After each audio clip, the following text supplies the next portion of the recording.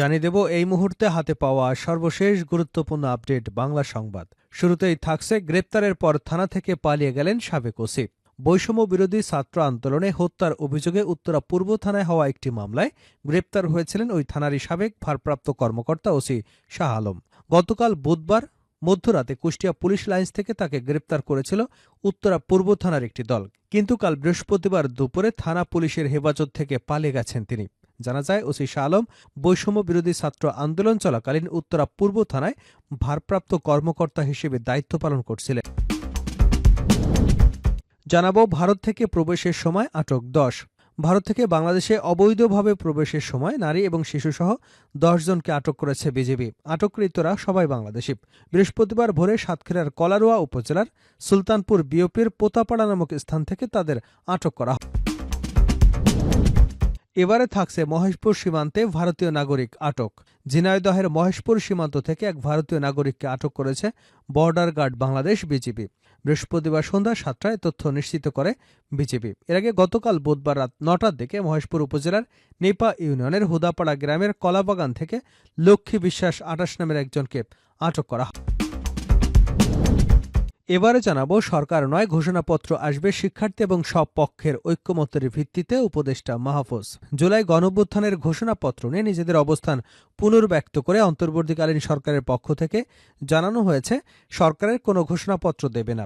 এটি আসবে শিক্ষার্থীদের প্রস্তাবনা এবং সব রাজনৈতিক দল, সাংস্কৃতিক ও সামাজিক সংগঠনগুলোর ঐক্যমত্যের ভিত্তি।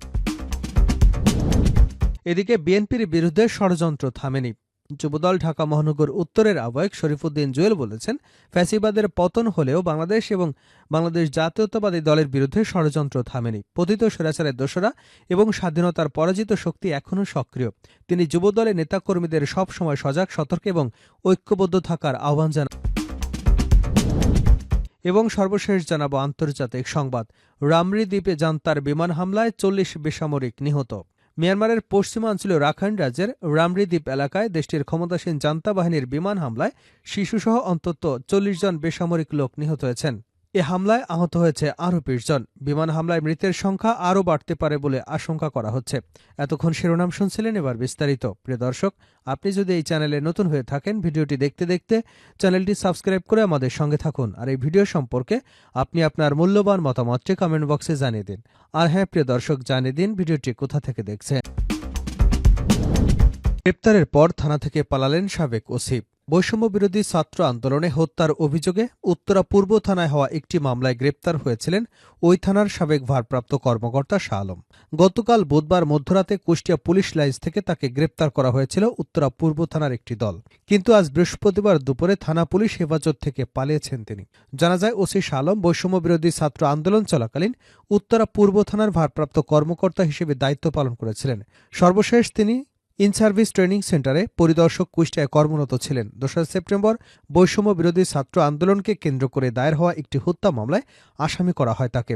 পুলিশের উত্তরা বিভাগ পদস্থ একাধিক কর্মকর্তা বিষয়টি স্বীকার করলেও কেউই নিজের পরিচয় দিতে চাননি। তবে তার মধ্যে বিমানবন্দর জেনের অতিরিক্ত উপপুলিশ কমিশনার আহমদ আলী সাংবাদিকদের বলেছেন, ঘটনা ঠিক আছে, তবে মামলা নম্বর এবং অন্য বিষয়গুলো আমি জানি না, জেনে বিস্তারিত জানাতে পারব। সংশ্লিষ্ট সূত্রে জানা যায়, ডিএমপির পুলিশের একটি দল বুধবার বিকেলে কুষ্টিয়া পুলিশ লাইন্স এলাকা থেকে শাহ আলমকে গ্রেপ্তার করে। সে গ্রেপ্তার অভিযানে ছিলেন উত্তরা পূর্ব থানার উপপরিদর্শক লিটন শরীফ, সহকারী উপপরিদর্শক আব্দুল জব্বার, কনস্টেবল বিল্লাল এবং সোহেল। পরবর্তী সময় কুষ্টিয়া থেকে বুধবার মধ্যরাতে তাকে উত্তরা পূর্ব থানায় এনে হেফাজতে রাখা হয়। আজ দুপুরে সেখান থেকে পালিয়ে যান তিনি।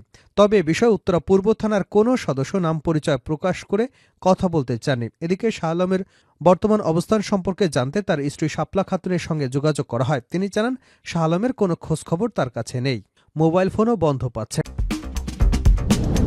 বিএনপির বিরুদ্ধে ষড়যন্ত্র থামেনি শরীফুদ্দীন জুয়েল। যুবদল ঢাকা মহানগর উত্তরের আহ্বায়ক শরীফুদ্দীন জুয়েল বলেছেন, ফ্যাসিবাদের পতন হলেও বাংলাদেশ এবং বাংলাদেশের জাতীয়তাবাদী দলের বিরুদ্ধে ষড়যন্ত্র থামেনি। পতিত স্বৈরাচারের দোসরা এবং স্বাধীনতার পরাজিত শক্তি এখনও সক্রিয়। তিনি যুবদলের নেতাকর্মীদের সব জায়গায় সজাগ, সতর্ক এবং ঐক্যবদ্ধ থাকবার আহ্বান জানিয়েছেন। বৃহস্পতিবার বিকেলে রাজধানীর বাড্ডা থানাধীন ৫৭ নং ওয়ার্ড যুবদলের কর্মী সভায় প্রধান অতিথির বক্তব্যে জুয়েল এসব কথা বলেন। যুবদল ঢাকা মহানগর উত্তর শাখার সাংগঠনিক গতি বৃদ্ধির অংশ হিসেবে এ কর্মী সভা অনুষ্ঠিত হয়। সরকার নয়, ঘোষণাপত্র আসবে শিক্ষার্থী এবং সব পক্ষের ঐক্যমত্যের ভিত্তিতে। উপদেষ্টা মাহফুজ। জুলাই গণঅভ্যুত্থানের ঘোষণাপত্র নিয়ে নিজেদের অবস্থান পুনর্ব্যক্ত করে অন্তর্বর্তীকালীন সরকারের পক্ষ থেকে জানানো হয়েছে, সরকার কোনো ঘোষণাপত্র দেবে না। এটি আসবে শিক্ষার্থীদের প্রস্তাবনা এবং সব রাজনৈতিক দল ও সাংস্কৃতিক সামাজিক সংগঠনগুলোর ঐক্যমতের ভিত্তিতে। বৃহস্পতিবার বিকেলে রাজধানীর ফরেন সার্ভিস একাডেমি মিলনায়তনে এক ব্রিফিংয়ে অন্তর্বর্তী সরকারের উপদেষ্টা মাহফুজ আলম একথা বলেন। তিনি বলেন, জুলাই গণঅভ্যুত্থানের ঘোষণাপত্রের বিষয়টি নিয়ে অনেক জলঘোলা হবে। ঘোষণাপত্র নিয়ে শিক্ষার্থীরা এরই মধ্যে প্রস্তাবনা দিয়েছে। ঘোষণাপত্র কিন্তু সরকার দেবে না। সরকার ঘোষণাপত্রের প্রক্রিয়া সহজতর করা নিয়ে কাজ করছে। ঘোষণাপত্র আসবে সবার ঐক্যমত্যের ভিত্তিতে। সব রাজনৈতিক দল, সাংস্কৃতিক ও সামাজিক সংগঠনগুলোর ঐক্যমতের ভিত্তিতে সেটি হবে। সবার সম্মতিক্রমে ঘোষণাপত্র হলে সেটি বাংলাদেশের জন্য ভালো হবে। মাহফুজ আলম বলেন, সুতরাং এই দুটি জিনিস সম্পূর্ণ ভিন্ন। আমরা সরকার নিজে তৈরি করে কোনো প্রোক্লেমেশন দিচ্ছি না। শিক্ষার্থীদের প্রস্তাবনা এ সবার ঐক্যমতের ভিত্তিতে ঘোষণাপত্র প্রণীত হবে। আগামী সপ্তাহে সংশ্লিষ্ট সবার সঙ্গে আলোচনা শুরু হয়ে শেষও হবে। তিনি বলেন, ছাত্ররা ঘোষণা দিয়েছিলেন যে তারা একটি ঘোষণাপত্র দেবেন, কিন্তু সরকার যখন অনুভব করল এই বিষয়টি শুধু ছাত্রদের দিক থেকে গেলে সেটি বাংলাদেশের স্থিতিশীলতা এবং ঐক্যের জন্য ক্ষতিকর হতে পারে, ফলে সরকারের দায়িত্ব নিয়েছে সবার সঙ্গে আলোচনা করে একটি ঘোষণাপত্র তৈরি হবে। এই উপদেষ্টা বলেন, আমরা আশা করছি সরকার গণঅভ্যুত্থানের যত পক্ষ আছে সবার সঙ্গে কথা বলে আগামী সপ্তাহে ঘোষণাপত্রের বিষয়ে কবে ঘোষণাপত্র প্রকাশ হবে সবার সঙ্গে সম্মতিক্রমে সিদ্ধান্ত জানাবে। আগামী সপ্তাহ থেকে রাজনৈতিক দলগুলোর সঙ্গেও এ বিষয়ে আলোচনা শুরু করা হবে। গত ৩১শে ডিসেম্বর কেন্দ্রীয় শহীদ মিনারে বৈষম্য বিরোধী ছাত্র আন্দোলনের নেতারা জুলাই গণঅভ্যুত্থানের ঘোষণাপত্র পাঠ করবার ঘোষণা দিয়েছিলেন। তখন প্রধান উপদেষ্টার প্রেস সচিব শফিকুল আলম সংবাদ সম্মেলনে জানিয়েছিলেন, ছাত্রদের ঘোষণাপত্র পাঠের সঙ্গে সরকারের কোনো সম্পর্ক নেই, এটি তাদের প্রাইভেট ইনিশিয়েটিভ। এই বক্তব্যের একদিন পরে প্রেস সচিব জানান, জুলাই অভ্যুত্থানের ঘোষণাপত্র তৈরি করবে সরকার। সরকারের পক্ষ থেকে বক্তব্য আসার পর ৩১শে ডিসেম্বর ঘোষণাপত্র পাঠ থেকে সরে আসে বৈষম্য বিরোধী ছাত্র নেতারা শহীদ মিনারে মার্চ ফর ইউনিটি সমাবেশ করে।